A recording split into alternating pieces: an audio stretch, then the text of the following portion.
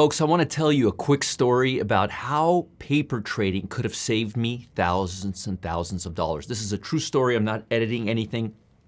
I might not remember everything, but I'm not editing anything. So it was about 1995. I just started trading about a year ago, and I was looking for setups. I was looking for tactics. I was looking for different ways to capitalize on short-term fluctuations.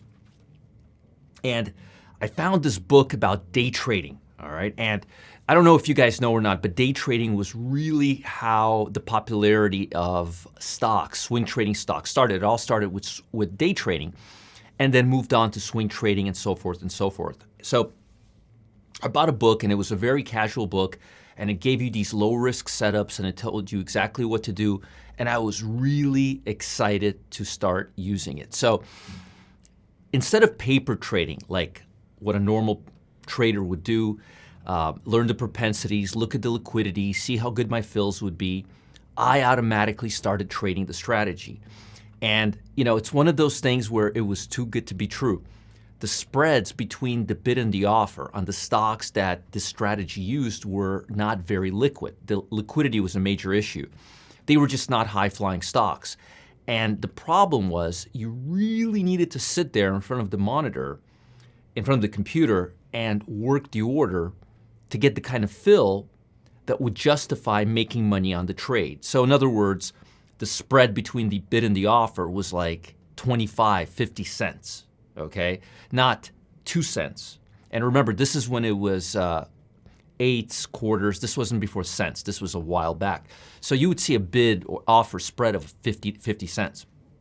So if you were trading the same type of a strategy with a system that was designed to trade very liquid stocks, and your slippage and commission was very small, then you can make money with the strategy. But if you traded the strategy the way it was designed to be traded, you only were able to trade or make money on the strategy with illiquid stocks. It was actually a strategy that stepped in front of size. You were able to see institutional traders bid the stock up and down, but because it was illiquid, you were able to see volume coming in a very kind of like a slow motion kind of a way.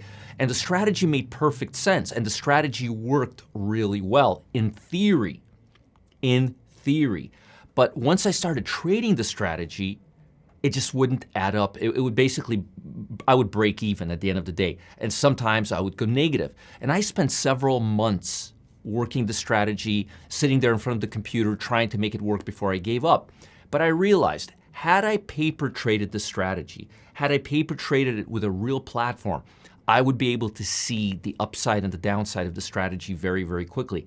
And I did not do that. Also, paper trading gives you the propensity of how to execute the strategy, how to deal with correlation.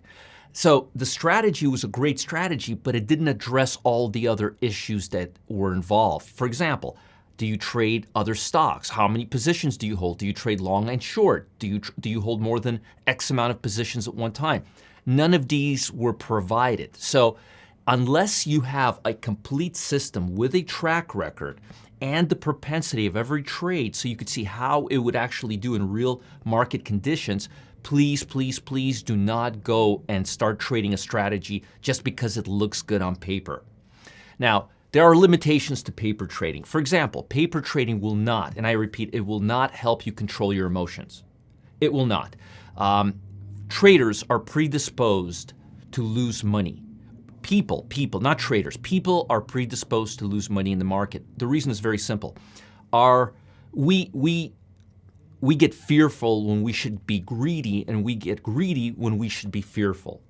It's just how our sociological and our physiological makeup is. It's just the way it is. It's in our DNA. We can't do anything about it.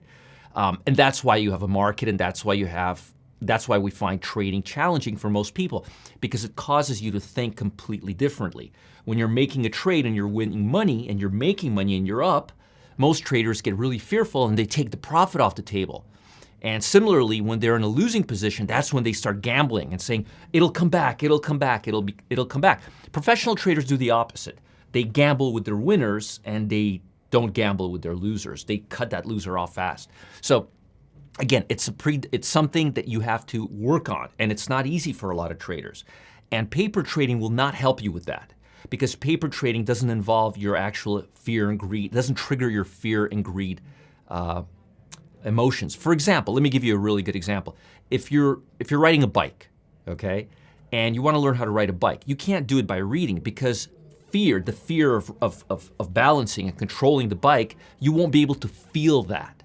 So in order to actually feel that, you have to actually ride a bike. So I could read about surfing or riding a bike or underwater diving till the cows come home, and I won't know how to do it, because till you do it, you actually won't figure out how it impacts your body, your mind, the emotional self-control. That's very important. It's a huge part of trading, keeping that in check. So again, paper trading has its limitations, but if you're trying to understand the propensity of the system, see how it works, see how quickly you have to react, see how quickly you have to put in trades, the best way to do it, to learn the propensity, is to paper trade. Please save yourself a lot of money, start a new strategy or a new technique by paper trading, figure out where the holes are, and then address those holes, and then start trading with real money. Otherwise, you're going to bleed your account dry. It's happened to me, it's happened to many traders. Don't let it happen to you.